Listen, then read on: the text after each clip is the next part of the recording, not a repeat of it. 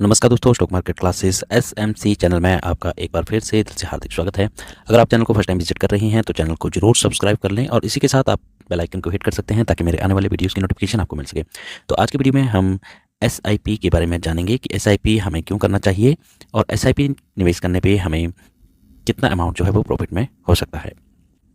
तो mutual fund में आप जो है वो एसआईपी यानी कि सिस्टमेटिक इन्वेस्टमेंट प्लान जो है वो 500 रुपये से भी स्टार्ट कर सकते हैं। इसमें हम आज जानेंगे कि अगर आप 1000 रुपया, 2000, 3000, 4000 या 5000 रुपया एसआईपी करते हैं तो आपको कितना टाइम लगेगा आपका 1 करोड़ रुपये बनाने में। तो एक एक करके हम जानेंगे। तो उससे पहले हम जानेंगे कि एसआईपी है क्या। तो देखिए, म्यूचुअल फंड एसआईपी यानी कि सिस्टमेटिक इन्वेस्टमेंट प्लान जो है एक ऐसा तरीका है जिससे आप हर महीने तय रकम निवेश करते हैं और समय के साथ आपका पैसा जो है वो बढ़ता जाता है। यानी कि एक तरह का आपका सिस्टमेटिक इन्वेस्टमेंट प्लान है जिसमें आप मंथली बेसिस पे भी राशि तय कर सकते हैं। ऑटोमेटिक में आप कटवा सकते हैं, अपने बैंक से निवेश कर सकते हैं एसआईपी के थ्रू, या फिर आप लमसम कर सकते हैं, या फिर आप हर महीने अपनी इच्छा के अनुसार जो है वो निवेश कर सकते हैं। तो छोटे छोटे निवेश भी लंबे समय में बड़ा फंड बना सकते हैं। जैसे कि आपको इस बात का तो पता ही है कि कंपाउंडिंग का आप कितना ज़्यादा जो है वो फ़ायदा उठा सकते हैं। अगर आप मेरे प्रीवियस वीडियोस में भी देखोगे तो मैंने उसमें बताया है कि आप हज़ार रुपया करके भी आप कंपाउंडिंग का लाभ उठा के अपने अमाउंट को 70-80 लाख रुपए बना सकते हैं। ठीक है, अगर आप 5000 रुपये भी निवेश करते हैं तो आप 15 साल में कितना निवेश बना सकते हैं वो भी मैं आपको बताऊँगा। करोड़ों रुपये जो है आप कंपाउंडिंग के थ्रू जो है वो आप इन्वेस्टमेंट कर सकते हैं एंड जनरेट कर सकते हैं। ये तरीका खासतौर उन लोगों के लिए सही है जो बिना एक मुश्त बड़ी रकम लगाए नियमित बचत जो है उसके अनुसार आप निवेश करते हैं। ठीक है, वो लगभग 14 to 15% जो है वो रिटर्न जो है वो मिल जाता है। अभी देखिए एसआईपी क्या है। एसआईपी यानी कि सिस्टमेटिक इन्वेस्टमेंट प्लान एक ऐसी सुविधा है जिससे आप हर महीने एक निश्चित रकम किसी म्यूचुअल फंड में डालते हैं।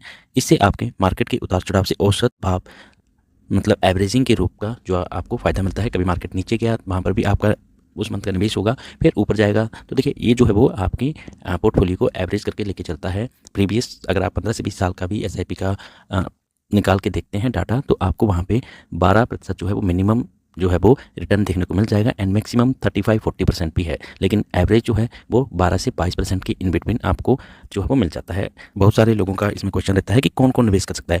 म्यूचुअल फंड एसआईपी शुरू करने के लिए कोई भी भारतीय नागरिक यानी कि उसको इंडियन सिटीजन होना चाहिए।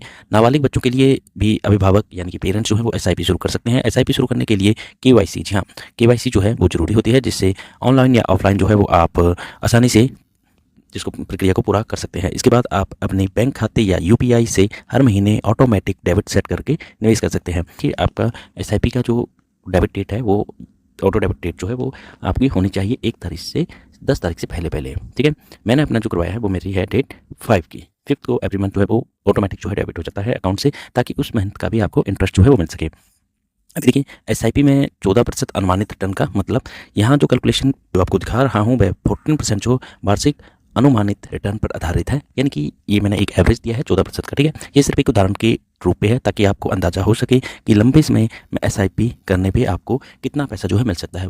वास्तविक रिटर्न जो है वो मार्केट की स्थिति और चुने गए जो आपने चूज़ किया है फंड उस पर भी निर्भर करता है। मार्केट ऊपर रहेगा आपका पोर्टफोलियो, आपका फंड जो है वो भी ऊपर जाएगा। ग्राफ जैसे ही मार्केट नीचे रहेगा आपका भी उसमें पोर्टफोलियो में गिरावट जो है वो दिखाई देगी। लेकिन ओवरऑल जो देखा जाएगा तो मार्केट जो है वो धीरे धीरे ग्रो ही कर रहा है एंड आपका जो पैसा है थोड़ा सा अमाउंट है, चाहे 1000 रुपया भी है, वो भी कंपाउंडिंग से बढ़ता बढ़ता जो है एक बड़े अमाउंट में आपको दिखता हुआ दिख जाता है। एंड यहाँ पे मैं बताऊंगा कि आपको 1 करोड़ रुपये होने में कितना टाइम लगेगा। तो देखिए पहले मैंने बताया 1000, 2000, 3000, 4000 एंड 5000। इन 5 उदाहरण को मैं आपको एक एक करके बताऊंगा एंड इनमें मैंने 14% का अनुमानित रिटर्न जो है वो लिया है। ठीक है, तो एक एक करके हम जानेंगे कि 1 करोड़ होने में कितना समय लगता है। देखिए 1000 रुपया अगर आप 36 साल जमा करते हैं, देखिए अभी बहुत से लोगों का मानना होगा कि 36 साल तो बहुत ज़्यादा हो जाती है। तो देखिए अगर आपकी एज जो है 18 ईयर्स है तब भी आप 36 साल कैलकुलेट करेंगे तो आपका जो मेन टाइम आएगा ना, मतलब आपका 50+, वहाँ पे पैसे की बहुत ज़्यादा रिक्वायरमेंट होती है। आपके बच्चों के भविष्य के लिए प्लानिंग, शादी, बहुत कुछ होता है। तो वहाँ पर देखिए आपने किया कितना था, 1036 ईयर करता गया, पता भी नहीं चलता है। और कंपाउंडिंग की पावर देखिए यहाँ पर भी आपने जमा कितना किया, आपने जमा किया है 4,32,000। आपको उस पर रिटर्न कितना हुआ है, रिटर्न जो है मतलब कि आपको जनरेट हुआ है 14%, जो मैंने अनुमानित रिटर्न लगाया है 97,74,000। कैन यू इमेजिन, आपने 5 लाख से भी कम जमा किया, आपको उस पर प्रॉफिट कितना आ रहा है 97,74,000। और टोटल जो अमाउंट आपको मिलेगा वो मिलेगा 1,02,06,89 रुपये। ठीक है, लगभग 1,02,00,000 रुपये जो है आपको 36 साल के बाद टोटल बन के आपका जनरेट होता है। ठीक है, डेफिनेटली इसके ऊपर जो टैक्सेस वगैरह कटते हैं, परंतु आप अमाउंट देख लीजिए, 1000 से आप जमा कर रहे हैं, लगभग 5 लाख से भी आपने कम अमाउंट जमा किया, आपको मिल रहा है 1 करोड़ 2 लाख रुपये। ठीक है, तो इसे कहते हैं पावर ऑफ कंपाउंडिंग। अभी हम नेक्स्ट उदाहरण देखते हैं। अगर आप 2000 रुपया जमा करते हैं, तब आपको 1 करोड़ बनने में कितना टाइम लगेगा? यहाँ पे 36 साल लगे थे, यहाँ पे आपका 31 ईयर्स, 31 साल में आप जमा कराएंगे 7,44,000 रुपया। 36 साल था, यहाँ पे 31 साल है, आपने जमा किया 7,44,000 रुपया। आपको जो है वो इंटरेस्ट मिलता है 97,68,919 रुपीज़, और आपको जो मेच्योरिटी अमाउंट बन जाता है वो बनेगा 1,05,12,919। 3,000 रुपया जमा करेंगे, कितना? यहाँ पे जैसे जैसे अमाउंट बढ़ रहा है, आपका ईयर्स जो हैं वो डिक्रीज हो रहे हैं। ठीक है, यहाँ पे देखिए आप 28 ईयर्स ही आपको करना है, आपने जमा किया 10 लाख रुपया, अप्रोक्सीमेटली 10,08,000 रुपया, आपका जो है वो इंटरेस्ट बना 95,46,000 एंड आपका अमाउंट बना 1,05,54,000 रुपया। तो जैसे जैसे आपका अमाउंट बढ़ रहा है, आपका जो निवेश है उसकी अवधि जो है वो कम हो रही है। ठीक है, मैं आपको बता दूं 5,000 रुपीज़। ठीक है, अगर यहाँ पे आप 5,000 रुपये निवेश करते हैं तो आपको कितना, मात्र 24 ईयर्स जो है वो जमा करना है। आप कितना अमाउंट जमा करेंगे? 14,40,000 रुपया। अगर यहाँ पे मैं एग्जांपल बता दूं, अगर आप अपने बच्चे को के नाम पे ये अमाउंट करते हैं, ठीक है, आप पेरेंट्स जो हैं वो भी अपने बच्चे के नाम पे SIP कर सकते हैं। जब आपके बच्चे की एज फॉर एग्जाम्पल मान लो 5 साल है, आपने 5 साल में उसका SIP ओपन करवा दिया, कितना निवेश कर रहे हैं आप? 5,000 रुपया। ठीक है, आपकी इनकम का ओनली मात्र 5,000 रुपया जो है वो आप निवेश कर रहे हैं। आपको बहुत ज़्यादा सोचने की, टेंशन लेने की, शेयर मार्केट में जाने की, किसी तरह की आपको कोई मतलब ज़्यादा परेशान नहीं होना चाहते हैं, आपको शेयर मार्केट का नॉलेज नहीं है, आप एक अच्छे इंडेक्स में अपने बच्चे के नाम जो है वो 5,000 रुपीज़ की SIP स्टार्ट कर दी। ठीक है, कितनी एज में? 5 साल की एज में, और आपने 24 ईयर्स जो है वो निवेश किया। तो 5 ईयर्स प्लस 24 ईयर्स, जब आपका बच्चा 29 साल की एज में होगा, ठीक है, 29 ईयर्स में, इस टाइम हो सकता है इनकी जॉब्स के लिए आपको मोटी रकम जो है मतलब लग रही हो, कहीं पे निवेश कर रही हो, एजुकेशन पर्पज़ के लिए आपने कुछ पैसा निकाल लिया। ठीक है, एंड यहाँ पे इनकी मैरिज का भी है, सेटलमेंट है, बहुत कुछ चीज़ें होती हैं इस चीज़ में। ठीक है, तो 29 ईयर्स में आपने इनका निवेश किया था, 24 साल में तक 14 लाख रुपये, 40,000 रुपये, 14,40,000। ठीक है, 87 लाख जो है, 86,000 जो है वो आपका प्रॉफिट जो है जनरेट हुआ। एंड 29 ईयर में इनको अमाउंट कितना मिलेगा? 1,02,26,000 रुपया। तो देखिए ये है आप ना पावर ऑफ कंपाउंडिंग, ये जितना जो है आपको पावर ऑफ कंपाउंडिंग देखने को मिल रहा है। ठीक है, इसको कहते हैं पावर ऑफ कंपाउंडिंग।